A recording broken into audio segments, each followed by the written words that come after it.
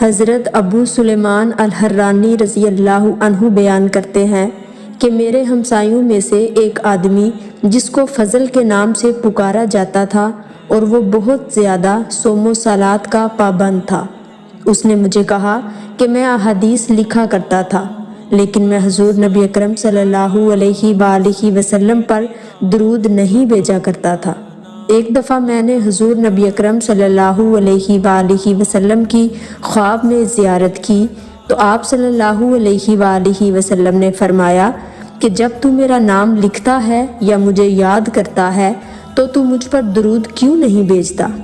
پھر میں نے ایک دفعہ حضور نبی اکرم صلی اللہ علیہ وآلہ وسلم کو خواب میں دیکھا تو آپ صلی اللہ علیہ وآلہ وسلم نے فرمایا کہ مجھے تمہارا درود پہنچ گیا ہے، بس جب تو مجھ پر درود بھیجے یا میرا ذکر کرے تو یوں کہا کر صلی اللہ علیہ وآلہ وسلم۔